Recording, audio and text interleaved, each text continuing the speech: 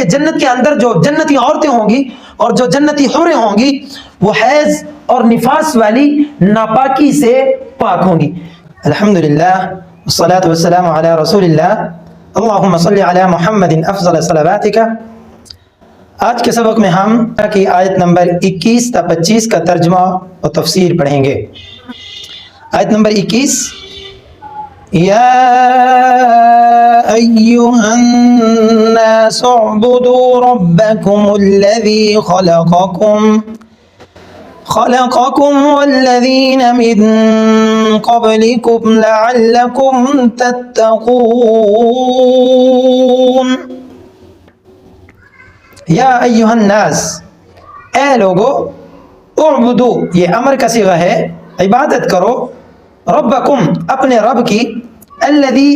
جس نے، خلق فعل ماضی سے واحد مذکر غائب کا صیغہ ہے، اس نے پیدا کیا، کم یہ جمع مذکر حاضر کی ضمیر ہے، تم کو، جس نے تم کو پیدا کیا، والذین واو اور الذین وہ لوگ، من سے قبل پہلے، کم تم سے، اور وہ لوگ جو تم سے پہلے ہیں، لعلکم لعل شاید، کم تم، تتقون متقی بن جاؤ۔ اے لوگو اپنے رب کی عبادت کرو جس نے تمہیں پیدا کیا اور تم سے پہلے جتنے لوگ بھی گزرے ہیں ان کو بھی پیدا کیا، لعلکم تتقون شاید کہ تم متقی بن جاؤ، شاید کہ تم پرہیزگار بن جاؤ، یا شاید کہ تم تقوی اختیار کر لو۔ اس آیت مبارکہ کے اندر اللہ رب العزت نے سابقہ 3 گروہ یعنی مسلمان، کفار اور منافقین، ان 3 گروہوں کا ذکر کرنے کے بعد اب اللہ رب العزت اپنی توحید کو بیان کرنا چاہ رہے ہیں اور اپنی طرف متوجہ کرنا چاہ رہے ہیں کہ اے لوگو تم اللہ رب العزت کی عبادت کرو۔ اب اللہ تعالیٰ کون ہے؟ اللہ تعالیٰ اپنی پہچان کروا رہے ہیں کہ اللہ تعالیٰ وہ ذات ہیں کہ جس نے تم کو پیدا کیا اور جس نے تم سے پہلے جتنے لوگ بھی گزرے ہیں، یعنی آدم علیہ السلام سے لے کر آج تک جتنے بھی لوگ اس دنیا میں آئے ان سب کو اللہ تعالیٰ نے پیدا کیا، اور خاص اپنے فضل سے، اپنی رحمت سے کائنات کو وجود بخشا۔ تو اللہ تعالیٰ فرماتے ہیں کہ ساری کی ساری کائنات کو، جو پہلے گزر چکے، جو اب ہیں اور آئندہ آنے والے، قیامت تک ہر آخری ذی روح چیز جو اس دنیا میں پیدا ہوگی، ان تمام کو پیدا کرنے والی ذات اللہ تعالیٰ کی ہے۔ اور اگر تم اللہ تعالیٰ کی مخلوق ہو تو پھر اسی کی عبادت کرو، جیسے اللہ رب العزت نے ایک اور جگہ ارشاد فرمایا، وَمَا خَلَقْتُ الْجِنَّ وَالْإِنسَ إِلَّا لِيَعْبُدُونَ، کہ اللہ تعالیٰ نے جنوں اور انسانوں کو اپنی عبادت کے لیے پیدا فرمایا، یعنی دنیا میں اصل مقصد جو ہے وہ آنے کا وہ اللہ رب العزت کی عبادت ہے، اور اس کے علاوہ جتنے دنیا داری کے کام ہم کرتے ہیں وہ فقط اور فقط اپنے جسم کی قوت اور طاقت کو بحال رکھنے کے لیے ہیں، وگرنہ اصل مقصد عبادت ہے۔ اور اس مقصد کو حاصل کرنے کے لیے جتنے بھی دنیا داری کے دھندے ہیں، کھیتی باڑی ہے، زراعت ہے، تجارت ہے، اور اس کے علاوہ جتنے بھی کمانے کے ذرائع ہیں، وہ سارے کے سارے ذرائع اس لیے ہیں کہ ہمارے وجود کو طاقت ملے اور اس طاقت سے ہم اللہ تعالیٰ کے احکامات کی پیروی کر سکیں۔ تو اللہ رب العزت فرماتے ہیں کہ تم میری عبادت کرو، اگر تم میری عبادت کرو گے تو تم متقی اور پرہیزگار بن جاؤ گے، اور جو شخص بھی متقی اور پرہیزگار ہوگا اللہ رب العزت کا وہ مقرب اور اللہ تعالیٰ کا قرب اس کو حاصل ہوگا، اور وہ اللہ تعالیٰ کے مقرب بندوں میں شمار ہوگا۔ اگلی آیت نمبر 22، الذي جعل لكم الأرض فراشا والسماء بناء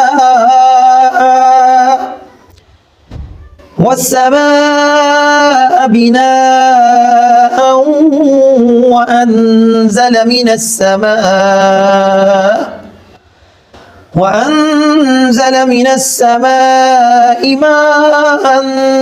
فأخرج به من الثمرات رزقا لكم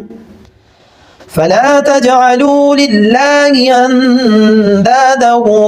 وأنتم تعلمون۔ الذی وہ ذات جس نے جعل یہ فعل ماضی سے واحد مذکر غائب کا صیغہ ہے اس نے بنایا وہ ذات کہ جس نے بنایا لکم تمہارے لیے یہاں لام زبر لا اس کا مطلب ہوتا ہے کے لیے کم یہ جمع مذکر حاضر کی ضمیر ہے تمہارے لیے الارض زمین کو فراشن بچھونا بستر بنایا والسماء بناء اور آسمان کو چھت بنایا بناء کہتے ہیں چھت کو اور السماء آسمان اور آسمان کو چھت بنایا وہ ذات کہ جس نے تمہارے لیے زمین کو بچھایا یا بچھونا بنایا والسماء بناء اور زمین اور آسمان کو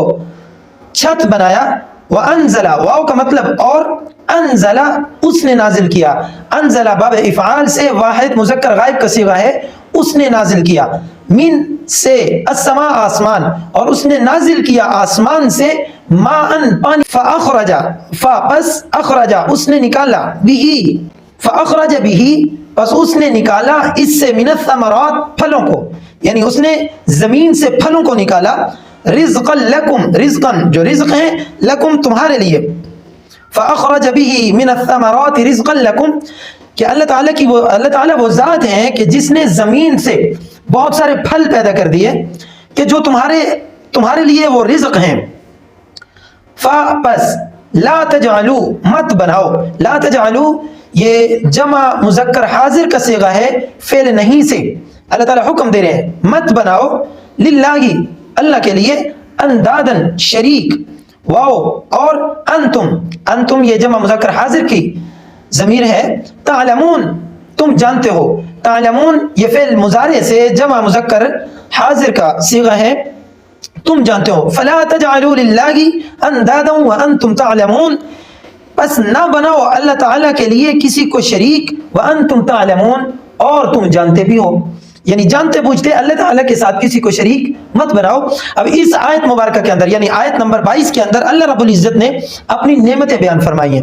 نمبر 1 کہ اللہ تعالیٰ نے زمین کو بچھونا بنایا ہے انسان اس پر چلتا ہے اس پر کھیتی باڑی کرتا ہے اور اس پر سواری کو چلاتا ہے اور یہی وہ زمین ہے کہ جس کے اندر پانی ہے یعنی زمین کی نعمت کو اللہ رب العزت نے ارشاد فرمایا کہ یہ تمہارے لیے ایک بستر کے طور پر ہے ایک بچھونے کے طور پر ہے کہ تم اس پر چلتے پھرتے ہو اپنی سواریاں دوڑاتے ہو اور اسی طرح مختلف قسم کی نعمتیں اس سے حاصل کرتے ہو والسماء بناء دوسری نعمت اللہ رب العزت نے اس آیت کے اندر آسمان کی ذکر کی ہے کہ آسمان تمہارے لیے ایسے ہے جیسے چھت وانزل من السماء اور یہ وہ آسمان ہی ہے کہ جس سے اللہ تعالیٰ پانی نازل فرماتے ہیں اب یہاں دو نعمتیں اللہ رب العزت نے بیان فرمائی ہیں ایک تو زمین اور دوسرا آسمان زمین کے اندر انسان کھیتی باڑی کرتا ہے زمین سے انسان بہت سارے فوائد حاصل کرتا ہے معدنیات حاصل کرتا ہے رزق حاصل کرتا ہے گندم حاصل کرتا ہے پھل حاصل کرتا ہے اور اس کے علاوہ سونے اور چاندی کے ذخائر جو ہیں وہ زمین سے حاصل کرتا ہے اب زمین کو ان چیزوں کے لیے ان چیزوں کو پیدا کرنے کے لیے جس چیز کی ضرورت ہے وہ ہے آسمان سے پانی کو تو اللہ تعالیٰ کی جو نعمت ہے کہ جو بارشیں آسمان سے جو پانی آسمان سے آتا ہے اللہ رب العزت نے اس کو بھی ایک نعمت کے طور پر ذکر فرمایا کہ زمین اور آسمان زمین پھل اناج اور غلہ پیدا کرتی ہے اور وہ پیدا آسمانی پانی کے ذریعے سے کرتی ہے اور پھر اللہ رب العزت نے ان دو نعمتوں کو ذکر کر کے فرمایا کہ ان دو نعمتوں کے ذریعے سے تم پھل کھاتے ہو تم رزق حاصل کرتے ہو اور اس رزق کو حاصل کر کے پھر پوری انسانیت کو چاہیے کہ وہ اللہ رب العزت کی عبادت کرے جب انسان اللہ کا بندہ ہے اور بندہ کہتے ہیں غلام کو جب ہم اللہ کے نوکر اللہ کے غلام ہیں تو پھر اللہ کا حکم ہی بجا لانا چاہیے فلا تجعلوا للہ اندادا جو ذات زمین سے ہر قسم کا رزق نکالتی ہے اور آسمان سے پانی برساتی ہے جو اس زمین پر پڑتا ہے اور پھر اس زمین سے ہمیں مختلف قسم کا رزق ملتا ہے تو اللہ تعالیٰ فرماتے ہیں کہ کائنات میں کوئی دوسری ذات کوئی ایسا نہیں ہے جو اس طرح کر سکے کہ زمین سے غلہ اگائے اور زمین سے پھل اگے اور زمین سے کھیتی باڑی اگے کائنات کے اندر اللہ کے علاوہ کوئی دوسری ذات ایسی ہے نہیں لہٰذا اللہ کے ساتھ کسی کو شریک مت بناؤ نہ اللہ تعالیٰ کی ذات کے ساتھ کسی کو شریک ٹھہراؤ نہ اللہ تعالیٰ کی صفات کے ساتھ کسی کو شریک ٹھہراؤ آگے اللہ رب العزت نے ارشاد فرمایا وَأَنْتُمْ تَعْلَمُونَ اور تم جانتے ہو تم جانتے ہو کہ یہ سارا کا سارا کام جو ہے یہ اللہ کی ذات ہی کرنے والی ہے، لیکن اس کے باوجود تم اپنی اکڑ میں اور اپنی سرداری کو قائم رکھنے کے لیے اس کا اظہار نہیں کرتے ہو کہ یہ سارا کا سارا نظام جو ہے وہ اللہ رب العزت کی ایک ذات چلا رہی ہے۔ اللہ تعالیٰ فرماتے ہیں کہ تم اے منافقوں اور اے کافروں، تم یہ جانتے ہو کہ یہ سارے کے سارے امور جو ہیں یہ اللہ کے حکم کے ساتھ چل رہے ہیں، اس کے باوجود تم اللہ تعالیٰ کے ساتھ شریک کرتے ہو۔ آیت نمبر 23، وَإِن كُنتُمْ فِي رَيْبٍ مِّمَّا نَزَّلْنَا عَلَىٰ عَبْدِنَا فَأْتُوا بِسُورَةٍ مِّن مِّثْلِهِ وَادْعُوا شُهَدَاءَكُم مِّن دُونِ اللَّهِ إِن كُنتُمْ صَادِقِينَ۔ واو اور ان یہ شرط یہ ہے، اگر تم ہو، اور اگر تم ہو فی میں ریب شک، اور اگر تم شک میں ہو مما اس چیز سے نزلنا جو ہم نے نازل کیا علی عبدنا اپنے بندے پر، مما نزلنا علی عبدنا اس چیز کے بارے میں جو ہم نے اپنے بندے پر نازل کیا ہے، فاتو بسورۃ من مثلی، پس تم لے آؤ بسورۃ اس کے جیسی کوئی ایک صورت لے آؤ، من مثلی اس جیسی، تو تم اس جیسی کوئی ایک صورت لے آؤ، ودعو واو اور ادعو تم بلا لو پکارو، شہداءکم شہداء اپنے حمیتیوں کو اپنے مددگاروں کو بلا لو، کم تم یہ جمع مذکر حاضر کی ضمیر ہے، من سے دون اللہ اللہ کے علاوہ تم جتنے اپنے مددگار سمجھتے ہو ان کو بلا لو، ان اگر تم ہو صادقین سچے۔ یہاں اللہ رب العزت قرآن کریم قرآن مجید فرقان حمید کی حقانیت کو بیان فرما رہے ہیں۔ اس آیت کے اندر اللہ رب العزت ایک دعویٰ فرما رہے ہیں۔ دعویٰ قرآن کا یہ ہے کہ ہم نے جو قرآن اپنے محبوب پیغمبر پر نازل کیا ہے، اگر تو تم اس پر شک کرتے ہو کہ یہ آسمانی کتاب نہیں ہے، یہ آسمان منزل من السماء یعنی آسمان سے نازل کردہ نہیں ہے، یہ اللہ رب العزت کی طرف سے نازل کردہ نہیں ہے، یہ بس یہ محمد صلی اللہ علیہ وسلم نعوذ باللہ اپنی طرف سے بنا کر لوگوں کے سامنے یہ کلام پیش کرتے ہیں، تو پھر اللہ رب العزت نے فرمایا کہ اگر تم اس کتاب کے بارے میں شک میں ہو فَأْتُوا بِسُورَةٍ مِّن مِّثْلِهِ، پھر میرا چیلنج یہ ہے کہ تم اس کی چھوٹی سے چھوٹی صورت جو ہے اس کے جیسی کوئی ایک صورت بھی بنا کر دکھاؤ، اور اس کام کے لیے تم اپنے مددگاروں کو جن سے تم مدد طلب کرتے ہو، وہ انسان ہیں، وہ سورج ہے، وہ چاند ہے، وہ بت ہیں، جو کچھ بھی ہے انسانوں سمیت ہر وہ چیز جس سے تم مدد طلب کر سکتے ہو، ان سے اللہ کے علاوہ جس چیز سے تم مدد طلب کر سکتے ہو ان سے مدد طلب کرو، اور پھر ان سے مدد طلب کر کے قرآن مجید کی ایک چھوٹی سی صورت کے جیسی صورت بنا کے پیش کر دو۔ اگر تم سچے ہو تو ایک صورت قرآن کے جیسی بنا کر ہمیں دکھا دو۔ پھر اگلی آیت میں آیت نمبر 24، فَإِن لَّمْ تَفْعَلُوا وَلَن تَفْعَلُوا فَاتَّقُوا النَّارَ الَّتِي وَقُودُهَا النَّاسُ وَالْحِجَارَةُ أُعِدَّتْ لِلْكَافِرِينَ۔ اللہ رب العزت نے اس آیت مبارکہ کے اندر بڑا زبردست طریقے سے کفار کو جواب دیا ہے۔ فَإِن لَّمْ پس ان شرط یہ ہے، اگر لم تفعلو یہ نفی جہد بلم کا صیغہ ہے، لم تفعلو یعنی لم تفعلو جمع مذکر حاضر کا صیغہ ہے، بس اگر تم نہ کر سکو، پھر آگے واو اور لم تفعلو نفی جہد بلن کا صیغہ ہے، اور یہ بھی جمع مذکر حاضر کا، اور تم ہرگز کر بھی نہیں سکو گے۔ اللہ رب العزت فرما رہے پہلی بات تو یہ ہے کہ تم کر نہیں سکو گے، فَإِن لَّمْ تَفْعَلُوا تم نہیں کر سکو گے، وَلَن تَفْعَلُوا اللہ رب العزت نے فرمایا صرف بات یہ نہیں ہے کہ تم کر نہیں سکو گے، بلکہ بات یہ ہے وَلَن تَفْعَلُوا کہ تم ہرگز ایسا نہیں کر سکو گے کہ قرآن مجید کی کوئی ایک سورت کے جیسی سورت بھی بنا کر پیش کر دو، تم ایسا کر بھی نہیں سکتے۔ فَاتَّقُوا النَّارَ الَّتِي، تو جب ایسا نہ کر سکو، پس اتقوا، بچو، النَّارَ، آگ سے۔ اگر اپنے دعوے میں تم سچے نہیں ہو تو پھر اس طرح کرو کہ اللہ رب العزت نے جو آگ تمہارے لیے بنائی ہے اس آگ سے بچو۔ وقودها التي، وہ آگ، وقود ایندھن، ہاں اس کا، کہ جس آگ کا ایندھن، الناس والحجارہ، الناس لوگ، والحجارہ اور پتھر ہے۔ اللہ رب العزت فرماتے ہیں کہ جب تم قرآن کے جیسی کوئی ایک صورت پیش نہیں کر سکتے تو پھر بہتر یہی ہے کہ تم اللہ تعالیٰ سے ڈرتے ہوئے اللہ تعالیٰ کی وحدانیت کا یقین کر لو اور اسی کو اپنا معبود اور پروردگار مان لو۔ یہاں الناس، الناس سے مراد لوگ ہیں کہ جو اللہ تعالیٰ کی نافرمانی کریں گے، کفار اور منافقین اور مشرکین، جو لوگ اللہ تعالیٰ کی نافرمانی کریں گے وہ جہنم کا ایندھن ہوں گے۔ اور آگے اللہ رب العزت نے ارشاد فرمایا والحجارہ، اور پتھر بھی اس کا ایندھن ہے۔ یہاں پتھر سے مراد حضرت عبداللہ ابن عباس رضی اللہ تعالیٰ عنہ فرماتے ہیں کہ یہ گندھک کا پتھر ہے، کہ جو خود بھی گرم ہوتا ہے اور اس کو اگر آگ میں ڈالا جائے تو آگ مزید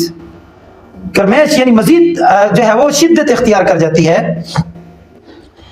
اور اسی طرح بعض مفسرین کے نزدیک یہاں الحجارہ سے مراد وہ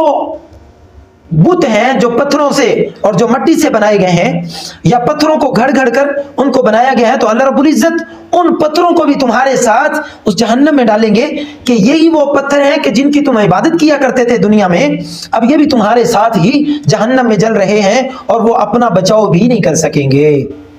اعدت، تیار کی گئی ہے، للکافرین، کفار کے لیے۔ اعدت یہ واحد مؤنث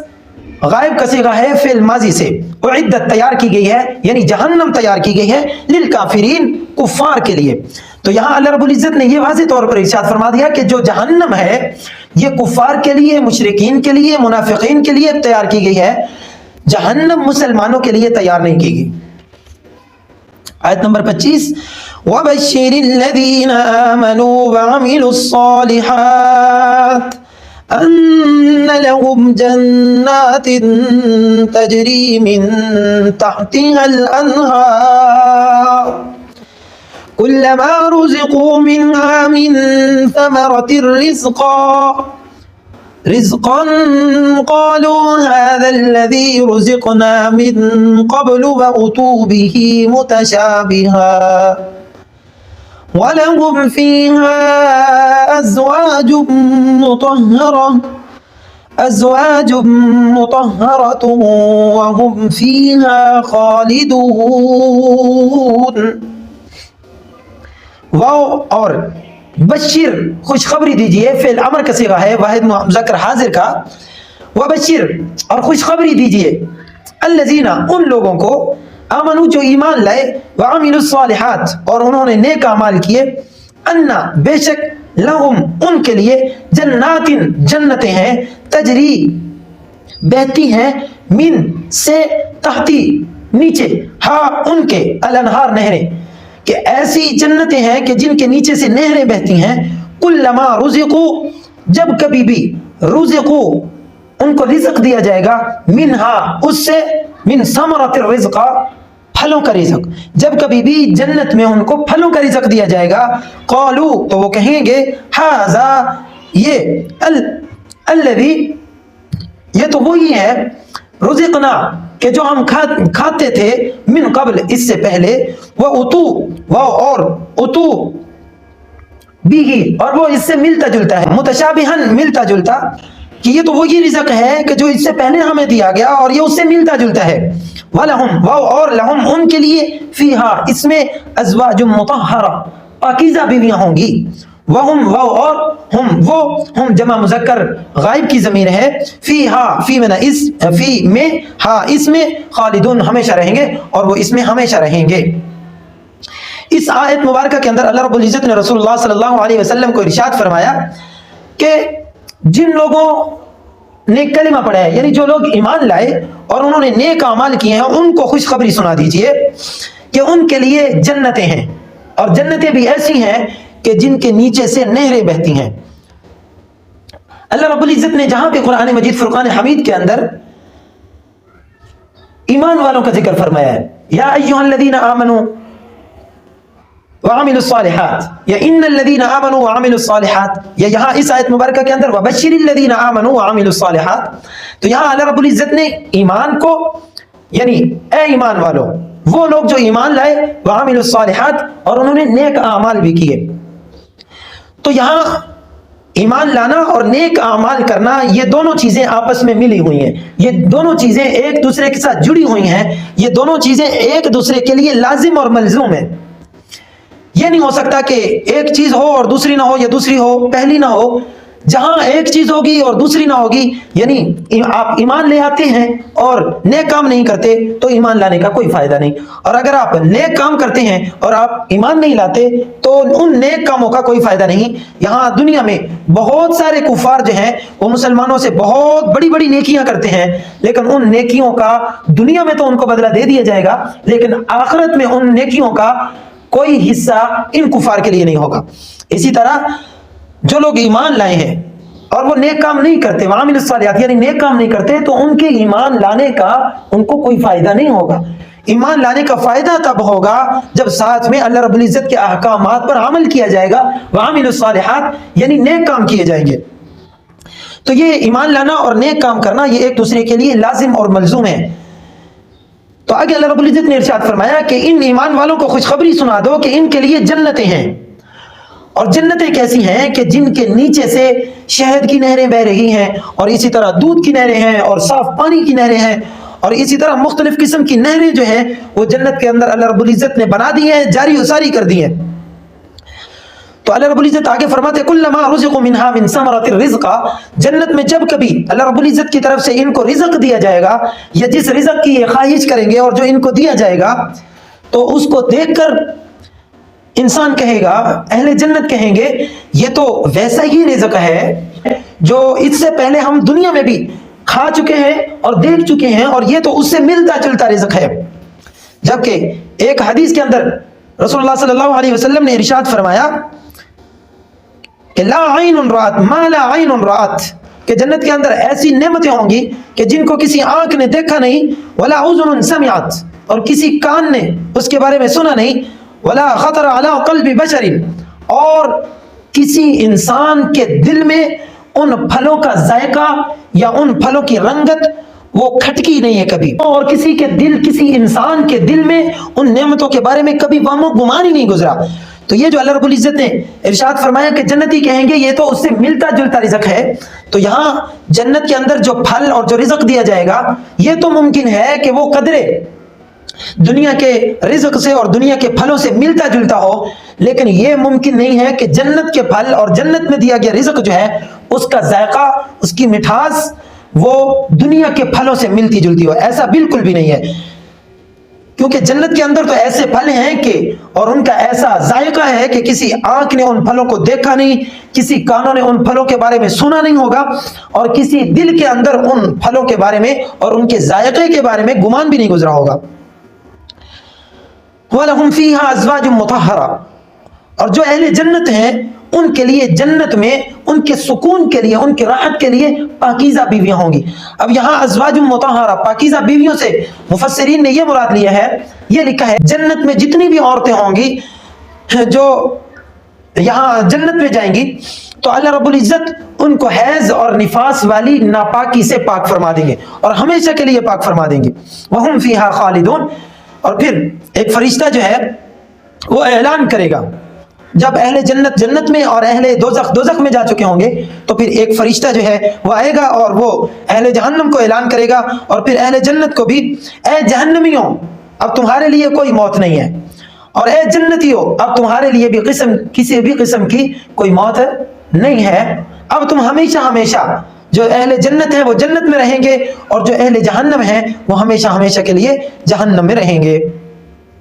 یعنی جنت اور جہنم کفار کے لیے ہمیشہ ہمیشہ کے لیے بنا دی گئی، اور جنت یہ مسلمانوں کے لیے، اہل ایمان کے لیے، نیک کام کرنے والوں کے لیے ہمیشہ ہمیشہ بنا دی گئی ہے. آج تک کے لیے اتنا ہی سبق کافی ہے، اگلے سبق تک کے لیے مجھ بندہ ناچیز کو اجازت دیجیے. اللہ نگہبان. السلام علیکم ورحمۃ اللہ وبرکاتہ.